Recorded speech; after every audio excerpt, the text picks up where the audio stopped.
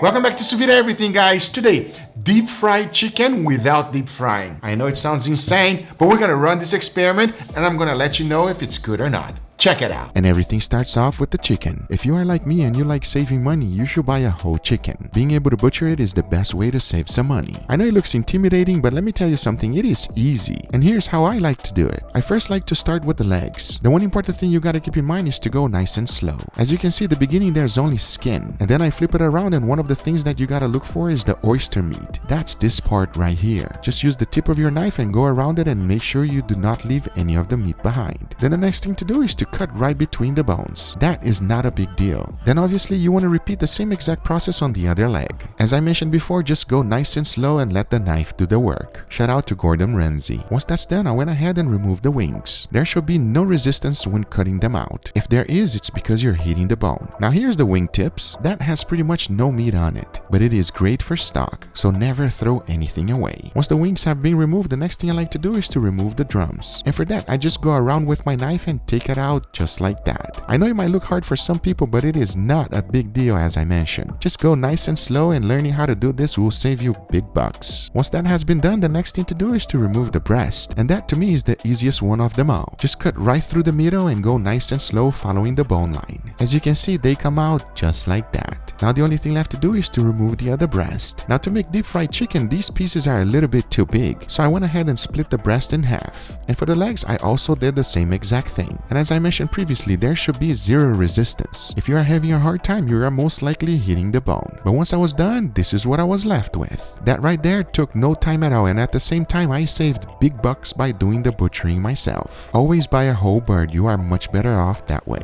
And as far as the carcass, do not throw that away. It will make an amazing chicken stock. If you don't want to use it now, you can always freeze it and use it whenever you wish. Now for this experiment, I'm only going to be cooking the large pieces of meat. The other ones will be used for another time. And obviously, the first thing that we need to do is to get them seasoned. So for that, I started with a little bit of salt, followed by Guga's rub. And as you already know, you cannot buy Guga's rub, you gotta make it at home. And if you have not seen the video on how to make Guga's rub, make sure you check it out on the video in the description down below. It is easy and you probably have all of the spices at home already. As you can see, once I was done, every single piece of this chicken was fully seasoned. Always make sure you season that chicken well. But now the only thing left to do is to bag them up, vacuum seal them, and get them ready for the water bath. That is perfect because it allows me time to go ahead and work on our crust. And my very first one is going to be made out of this. Yes, frozen Arby's French fries. To be more specific, the curly seasoned ones. Chef Steps said that this gives an amazing flavor and I can't wait to try it. And the first thing we need to do is to break it in small pieces. For that, I'll be using my food processor. You just gotta throw it in there and turn your food processor on and you should have some small pieces. As you can see, once I was done, this is what I was left with. To my surprise, they are not as small as I wanted. But hey, this should be good enough. The next thing to do is to throw them in the oven at 400 degrees Fahrenheit and let them crispen up. Once the time was up, this is what they look like. As you can see, they are fully cooked, but at the same time, they are not crispy. Even though they taste great, but this will not stick as a crust. We actually have to toast them a little bit more. So I went ahead and ran them through the food processor one more time. As I did, I put them back in the tray and stick them in the oven and toasted a little bit more. Once that was done, I took them out and this is what I got. As you can see, they are much more toasty. Now that is what I'm talking about. The only thing left to do is to pulverize them in my food processor and they should be ready to go. And once that was done, this is what I'm talking about. That right there should stick nice to our chicken. The other thing Chef Steps recommended was also to use some chips. And for that, of course, I'm gonna be using Ruffles and Doritos. I mean, take a look at Ruffles. We all love this thing. And making a chicken crust for this should be awesome. And who does not love Doritos? I mean, this cheesy goodness snack is good all the time. To make a crust out of it is pretty simple. I just threw everything into a Ziploc bag, grabbed a rolling pin and went to town. One of the important things you gotta keep in mind is that you want those pieces to be nice and small. At the same time, you do not want powder. So you got a very fine line that you do not want to cross. Once I was done, this is what I was left with. That right there should be the perfect pieces for the crust. At the same time, I have no idea how this is gonna taste on the chicken. As you can see, once I was done, now I have all of my crusts ready. Now to make things a little bit more exciting, this is what I'm gonna do. We're gonna make some with only the French fries and the other one with only the chips. At the same time, I want to find out if combining both of them will give even a better result. That is to be determined in just a few minutes. And obviously the first thing we gotta do is to cook those chickens. And for that, I'm gonna be cooking first the dark meat. I'm setting my cooker to 167 degrees Fahrenheit and I'll be cooking it for 2 hours. Once that's done, I lower the temperature to 149 degrees Fahrenheit and throw in the white meat. And to cook it fully, I only need an hour and a half. That is how you cook 2 meats at 2 different temperatures using one sous-vide machine. And I can't wait to find out how all of these chickens are gonna taste.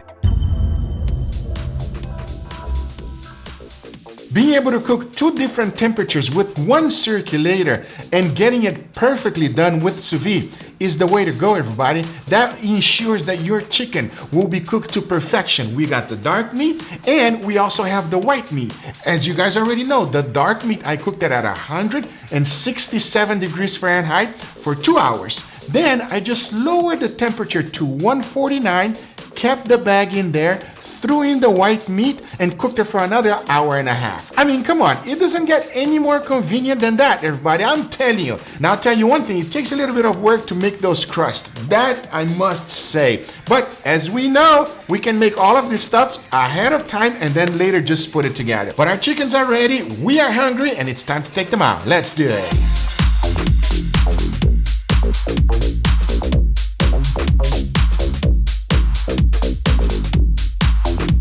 Oh, we have a good sign. As soon as I took it out of the bag, the smell hit me, and I know for a fact it's going to be a very tasty chicken. But at the same time, I have no idea if the crust will actually mimic a deep fried chicken. Now, in order for the breadcrumbs to stick, I'm going to be using buttermilk. That should keep it nice and tight. Hopefully, I'm hoping that none of the crust actually falls off. I'll be putting it in the oven at 350 degrees Fahrenheit until I get a nice crispy crust. I can't really wait to find out if this is going to be good. Now, the wonderful thing about this is that we can make the crusts ahead of time, right? Even though it does take forever to make it, like I mentioned before, we can make it ahead of time, and whenever it is that we want to go ahead and make some chicken, we just put it together, put it in the oven, and it's ready to go. I know, my chickens don't look that good right now, but watch this.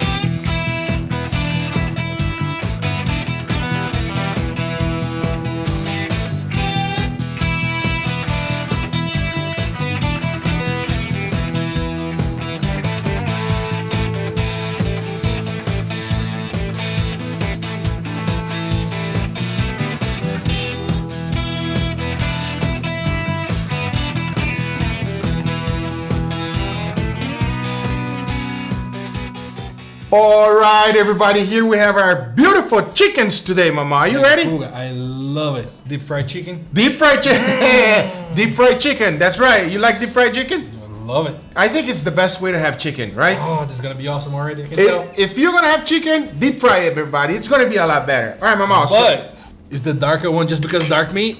Mama is already dissecting the situation over here. I know you, so I know there's something going on. No. We got an experiment going on, Mama. Yeah? Oh, we actually have 3 different kinds. Not gonna let you know what the experiment is until the end. Are you ready, Mama? I guess I am. It's nothing bad, okay? Okay. At least that. It's nothing bad. It's supposed to be good. All right, let's go right here with this one here first. You grab that one, I'll grab this one right here. All right, very first one. Cheers, everybody. Cheers.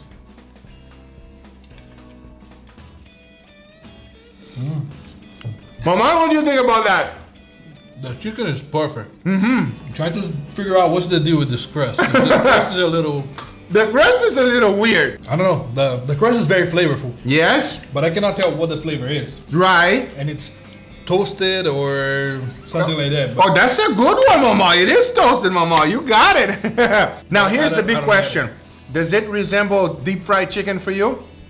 A little. A little bit? A little bit. Oh, that's not bad. It's missing a little bit of the crunchiness. Mm-hmm. It's not as crunchy as I thought it was going to be.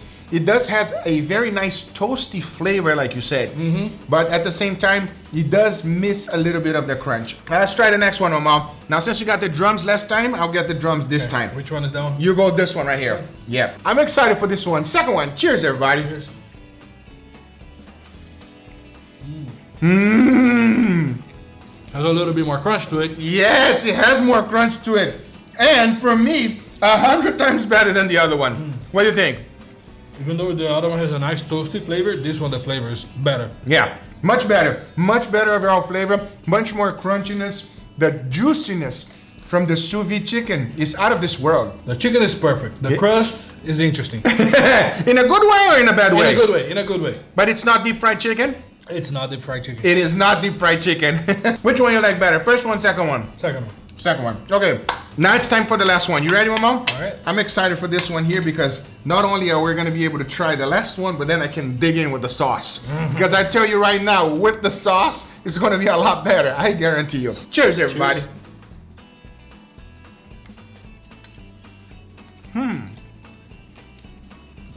Very unique. Very unique flavor. I can't decide if I like it better than the second one or not. Really? Yeah. Oh, for me, I can tell you right off the bat, 100% I like the second one better. I think that the second one has a little bit more crunchiness and it has more flavor that I really, really enjoy. But I like the toastiness of this one. You like the toasty of that one? Yeah. Are you ready to find out what it is, Mama? Yes. So the very first one is just basically regular French fries, which I toasted up and made a crust out of it. Yeah, French fry crust. By the way, it's not my idea, it's Chef Steps. Okay. That's what they did. I would say that it's nice, it tastes good, but by no means is it like fried chicken. No, not at all. No. Now the second one, what it is just chips. A little bit of Ruffles and Doritos. That's why we got a little bit more crunchiness. You know what I mean? And a little bit of different flavor too. Yeah, I prefer that one, by the way, everybody. If you are choosing which one, Mama actually prefer a combination of both. Yeah, I prefer the third one. It has a nice crunch to it, but it also has the toasty flavor. That toasty flavor is something very different. And it's almost like a smoked flavor. Right. But toasty instead of smoked. Right. Anyway, guys, these are the results. I hope you guys enjoyed this video. If you do enjoy it, make sure you give it a thumbs up. If you're not a subscriber, be sure to subscribe for future videos. Remember, if you are interested in anything I use, everything's always in the description down below. Thank you so much for watching, and we'll see you guys on the next one. Take care, everybody. Bye-bye.